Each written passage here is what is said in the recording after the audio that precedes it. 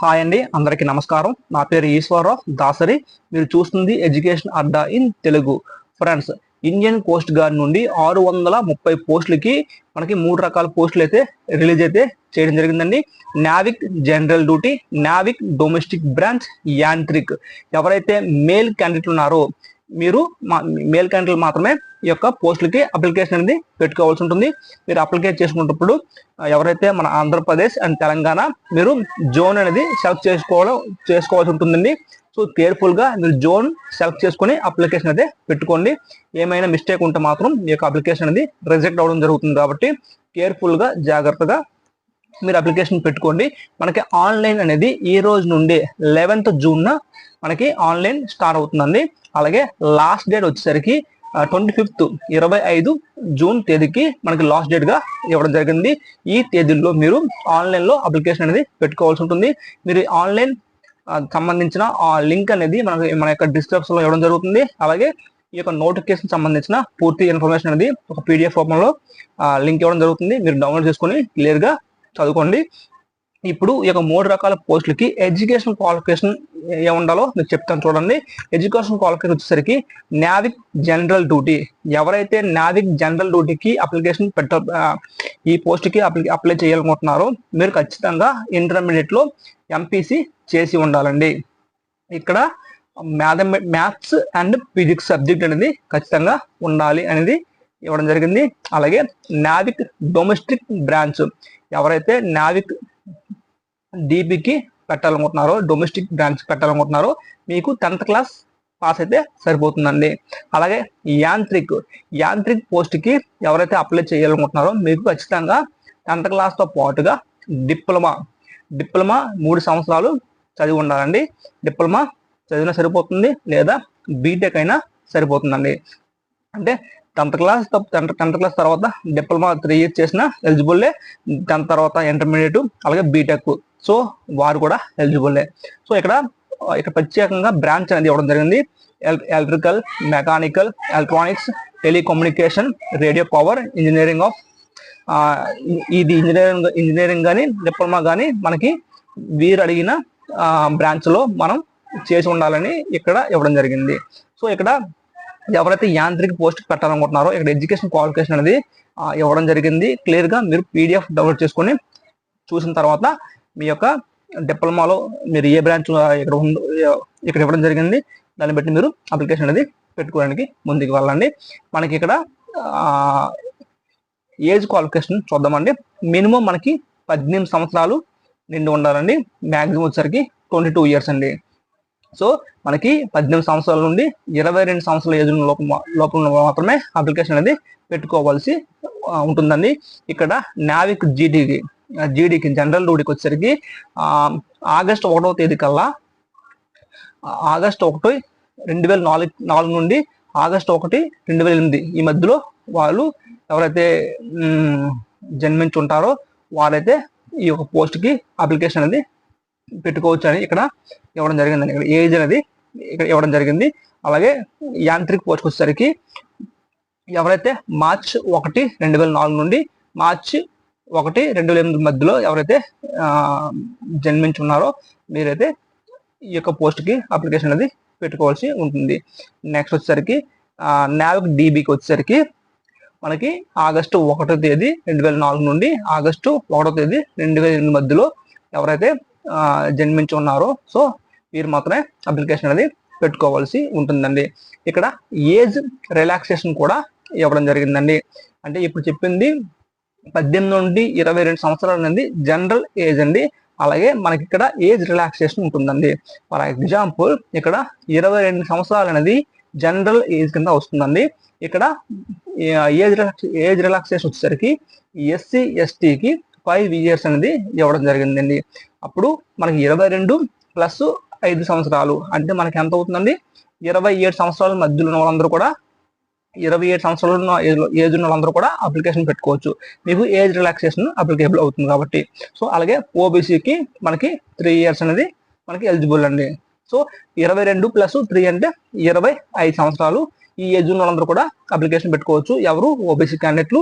SC ఎస్టీకి 5 years అండి. So ఇది గుర్తుపెట్టుకొని మీరు అప్లికేషన్ అనేది జాగ్రత్తగా ఫిల్ చేయండి. ఇక్కడ వేకెన్సీస్ అనేది ఇవ్వడం జరిగిందండి. కేటగిరీ వైజ్గా ఇవ్వడం జరిగింది. మీరు మీ యొక్క కేటగిరీకి ఎన్ని పోస్టులు ఉన్నాయనేది చూసుకోండి.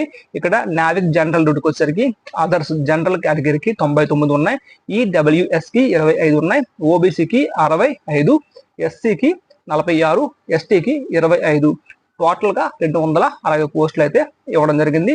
ఇక్కడ అంతా చెప్పాను కదండి, Yantrik, mechanical, electrical, electronics, so 3 రకాల బ్రాంచ్లు అనేది ఇవ్వడం జరిగింది. సో ఇక్కడ మీ యొక్క కేటగిరీకి సంబంధించిన పోస్టులు కూడా ఇవ్వడం జరిగింది. మీరైతే చూసుకొని అప్లై అయితే పెట్టుకోండి. అలాగే నేను చెప్పింది ఇక్కడ సిజిఈపిటి 1 అండి. ఈ 1లో మనకి ఈ పోస్టులు ఉన్నాయి. నెక్స్ట్ సిజిఈపిటి 2 అండి. ఇక్కడ వచ్చేసరికి నావిక్ జనరల్ డ్యూటీకి జనరల్లో మనకి 104 ఉన్నాయి, ఈడబ్ల్యూఎస్కి 26 ఉన్నాయి, ఓబీసీకి 71, ఎస్సీకి 40, ఎస్టీకి 19, 260 పోస్టులు ఉన్నాయండి. అలాగే నావిక్ డొమెస్టిక్ బ్రాంచ్కి జనరల్లో 20 ఉన్నాయి, ఈడబ్ల్యూఎస్ 5, ఓబీసీకి 16, ఎస్సీకి 8, ఎస్టీకి 1, మొత్తం 50. మొత్తం ఓవరాల్గా చూసుకుంటే 630 పోస్టులు అనేది మనకి ఇక్కడ ఇవ్వడం జరిగింది. మీరు ఏ జోన్కి చెందినవారో ఆ జోన్కి మాత్రమే మీరు అప్లికేషన్ పెట్టుకోవాల్సి ఉంటుంది. ఇక్కడ north, west, east, south, so మన ఆంధ్రప్రదేశ్, తెలంగాణ, అండమాన్ నికోబార్ దీవులు ఐలాండ్స్, అలాగే తమిళనాడు, పాండిచ్చేరి, కేరళ, కర్ణాటక, లక్షద్వీప్, ఇవన్నీ కూడా మనకి సౌత్ జోన్లకి వస్తాయండి. సో మీరు అప్లై చేసుకున్నప్పుడు జాగ్రత్తగా సౌత్ జోన్ మాత్రమే పెట్టండి. ఎందుకంటే మనకి ఎగ్జామ్ సెంటర్ కూడా మన ఆంధ్రప్రదేశ్ వాళ్ళందరికీ విశాఖపట్నం వచ్చే అవకాశం ఉంది. సెలక్షన్ ప్రొసీజర్ చూద్దామండి. మనకి సెలక్షన్ ప్రొసీజర్ వచ్చేసరికి స్టేజ్ 1, స్టేజ్ 2, స్టేజ్ 3, స్టేజ్ 4, 4 స్టేజ్ల్లో మనకి సెలక్షన్ ప్రొసీజర్ అనేది జరుగుతుందండి. మనకి స్టేజ్ 1 వచ్చేసరికి కంప్యూటర్ బేస్డ్ ఆన్లైన్ ఎగ్జామినేషన్ అయితే ఉంటుందండి. సో మనకి ఎగ్జామినేషన్ ఉంటుంది, సిబిటి ఎగ్జామ్ ఉంటుంది, అలాగే డాక్యుమెంట్ వెరిఫికేషన్ కూడా మనకి స్టేజ్ 1లోనే ఇవ్వడం జరుగుతుంది. మన యొక్క ఐడెంటిటీ, సో మన యొక్క సర్టిఫికేట్ వెరిఫికేషన్స్ అన్నీ కూడా ఈ యొక్క స్టేజ్ 1లో మనకి చెక్ చేయడం జరుగుతుంది. మన యొక్క బయోమెట్రిక్ అనేది తీసుకోవడం జరుగుతుంది. ఇక్కడ ఏ విధంగా ఎగ్జామ్ ప్యాటర్న్ ఉంటుందో ఇక్కడ ఇవ్వడం జరిగింది. నావిక్ డీబీకి సెక్షన్ 1 ఇలా ఇవ్వడం జరిగింది. చూడండి, మీరు క్లియర్గా అర్థం చేసుకోండి.